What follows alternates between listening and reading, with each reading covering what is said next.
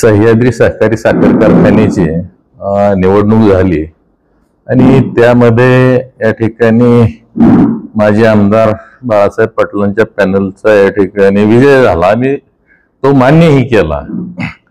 परंतु आज संपूर्ण राज्यामध्ये अशा पद्धतीचं चित्र तयार केलं जातंय की सह्याद्री सहकारी साखर कारखाना जिंकला म्हणजे या ठिकाणी संपूर्ण महाराष्ट्र राज्य जिंकल्याच्या आविर्भावात या ठिकाणी महाविकास आघाडीचे नेते मंडळी फार मोठ्या प्रमाणावर या ठिकाणी अपप्रचार की बॅलेटवर या ठिकाणी मतदान झालं की आमच्यासारखा रिझल्ट येतो अशा पद्धतीची भूमिका या ठिकाणी मांडण्याचा मॅक्झिमम प्रयत्न या ठिकाणी होतोय। परंतु खरं तर सहकारातली निवडणूक ही काय कुठल्याही राजकीय पक्ष म्हणून या ठिकाणी लढली गेलेली नव्हती। खरं तर या सह्याद्री सहकारी साखर कारखान्याची सत्ता सलग 53 वर्ष एकाच कुटुंबामध्ये आहे आणि या ठिकाणी विधानसभेला निवडून आल्यानंतर सभासदांनी एक भूमिका मांडली होती की या ठिकाणी सभासदांना न्याय मिळाला पाहिजे आणि त्या माध्यमातून आदरणीय यशवंतरावजी चव्हाण साहेबांच्या तिथं मला पत्रकार बांधवांनी विचारलं की बाबा तुमची भूमिका काय सह्याद्रीच्या बाबतीत, आणि त्या माध्यमातून मी त्यावेळेला सांगितलं होतं की विकेंद्रीकरणाचा राजकारणामधल्या या ठिकाणी विचार आदरणीय यशवंतरावजी चव्हाण साहेबांनी दिलेला आणि त्या माध्यमातून आज मी आमदार झालोय।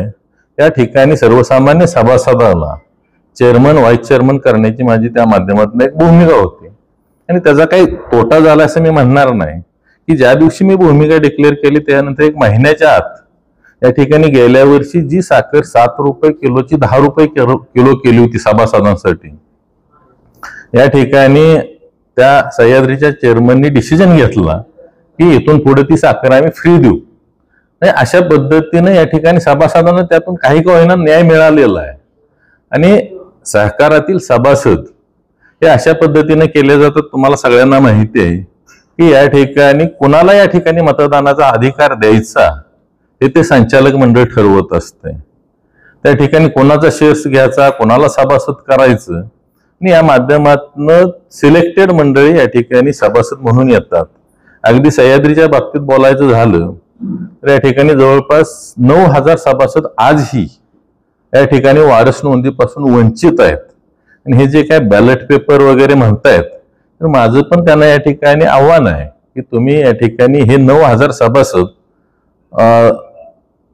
वारस नोंदी करून घ्या, इलेक्शन लावा आणि त्या ठिकाणी मग तरी तुम्हाला लक्षात येईल की रिझल्ट काय येणार आहे ते। आणि तसं झाल्यानंतर मी सुद्धा आमदारकीचा राजीनामा देऊ शकतो आणि पुन्हा एकदा या ठिकाणी निवडणूक करायची माझी 100% तयारी आहे। आणि ही माझं आता फक्त हा विषय इथं राहिला नाही, संपूर्ण महाराष्ट्रातल्या महाविकास आघाडीच्या नेत्यांना माझं सांगणं आहे की फार पारदर्शक पद्धतीने सहकारामध्ये किती सभासद केले जातात, त्यांना काय न्याय दिला जातो ही जगजाहीर आहे। त्यामुळे ह्या इलेक्शनचे संदर्भ आणि जनरल इलेक्शनचे संदर्भ कुठेही जुळू शकत नाहीत। त्यामुळे थोडंसं जे काय या ठिकाणी काही काहूर माजवलंय, खरं तर याची आम्हाला प्रतिक्रिया पण द्यायची नव्हती, पण फारच अगदी असं झालंय की काय आम्ही महाराष्ट्रच आता सह्याद्री जिंकला म्हणजे महाराष्ट्र जिंकला या आविर्भावात जे आहेत त्यांना कुठंतरी सांगणं गरजेचं आहे की बाबांनो हे सहकारातलं इलेक्शन आहे, त्यामुळे ह्याचे संदर्भ कुठेही जुळू शकत नाही। हा, तुम्ही आजही माहिती घ्या की या ठिकाणी आजही 9500 जे मयत सभासद आहेत त्यांच्या वारसांच्या या ठिकाणी नोंदी केलेल्या नाहीत। या ठिकाणी जे जवळचे त्यांचे वारस आहेत, जे त्यांच्या अधिकारामध्ये किंवा त्यांच्याशी एकनिष्ठ आहेत, अशाच लोकांना त्या ठिकाणी वारस नोंदी करून या ठिकाणी जवळपास 38,000 ही संख्या आहे, सभासद संख्या। 32,000 फक्त मताला आले तर त्यात जवळपास 2,500 ते 3,000 सभासद मयत आहेत, त्यांच्या आजही वारस नोंदी केलेली नाहीत। त्यामुळं 9,500 सभासद 9,000 यात आले तर रिझल्ट काय लागेल तुम्ही पण बघताय। आणि हे सभासद त्यांनी सगळे केलेले सभासद आहेत, त्यात आम्ही एकही केलेला सभासद नाही। त्यात सुद्धा आज 10,000 सभासदांनी या ठिकाणी त्यांच्या विरोधात कौल दिलेला आहे। त्यामुळे एवढं हुरळून जाण्याची पण काय फार गरज आहे असं मला वाटत नाही। आणि या ठिकाणी मुळातच तुमच्या माहितीसाठी सांगतो, सहकारामध्ये इलेक्शन लावणं हीच फार मोठी गोष्ट असते, पण किमान नाही म्हणलं तरी त्यांच्या विरोधात या ठिकाणी 170 अर्ज आले होते। त्यामुळं या ठिकाणी आपल्याला लक्षात येतंय की आजपर्यंत ज्या कारखान्याचं इलेक्शन लागलं नाही त्या ठिकाणी आज एवढ्या मोठ्या प्रमाणावर अर्ज आले आणि आम्ही ताकदीनं लढलो। पण शेवटी यामध्ये काय आहे की मतदार कोण हे ते ठरवतात. जसं जनरल इलेक्शनला तुम्ही सिलेक्शन करू शकत नाही आणि हार्डली 7% मतदार हा विधानसभेतला आहे या इलेक्शनला. अजून 93% मतदार हे ह्या इलेक्शनमध्ये विधानसभेतले बाजूलाच आहेत. 5 तालुक्यात कडेपूर कडेगावचा काही संबंध नाही, दक्षिणेतला काही संबंध नाही, काही खाटावचा भाग आहे त्याचा सुद्धा काही या ठिकाणी संबंध नाही.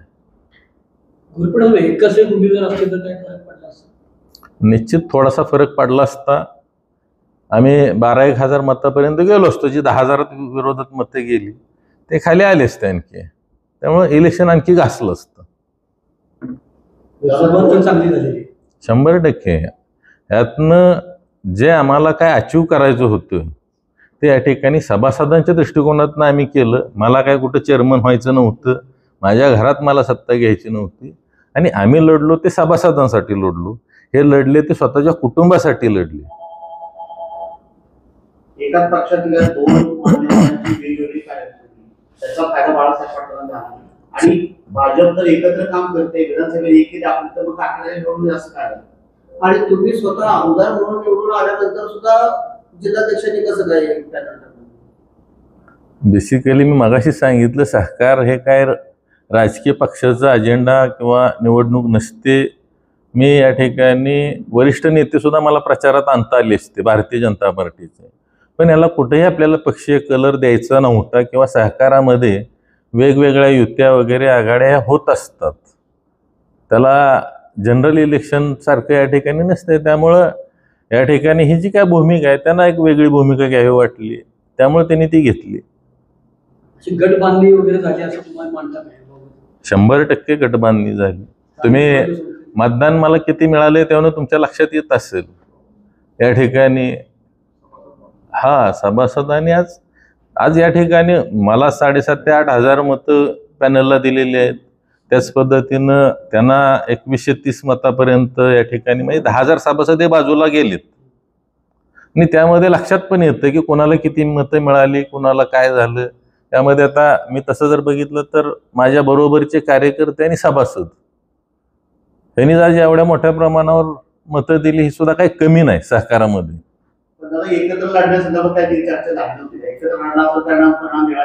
एकत्र लढण्यासंदर्भात आमच्या 3-4 बैठका झालेल्या होत्या, पण काही मंडळींना थोडंसं एकत्र होऊन द्यायचं नव्हतं.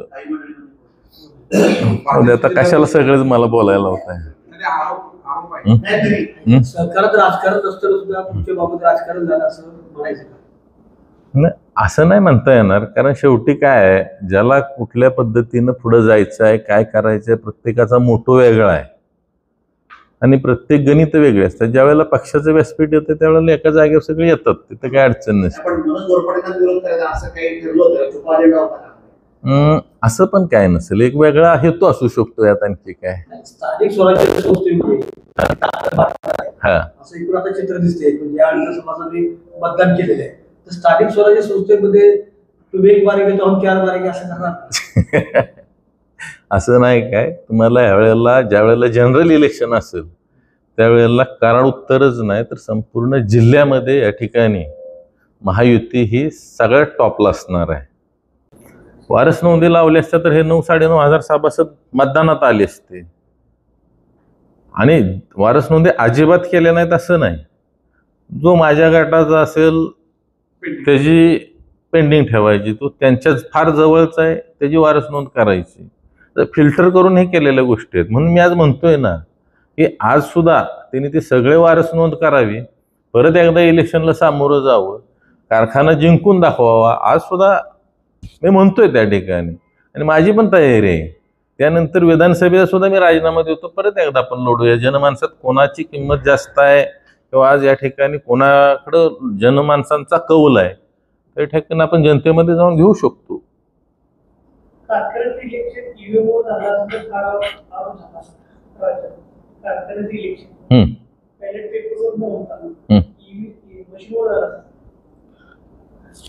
जरी मशीनवर झालं असतं तरी तेवढीच मतं पडली असती.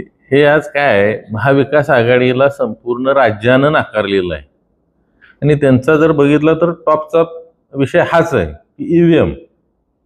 पण त्यांना एक कळणं झालंय की सहकारातलं इलेक्शन, जनरल इलेक्शन, मतदार किती, मी तुम्हाला सांगतोय की हार्डली 6% मतदारानं यात मतदानात भाग घेतलाय कराड उत्तर मधल्या.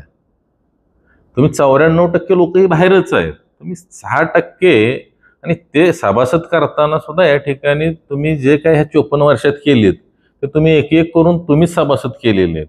त्यातल्या 10,000 सभासद बाजूला आलेत तुमच्यापासून. फार मोठा विचार करायला लावणारी गोष्ट आहे.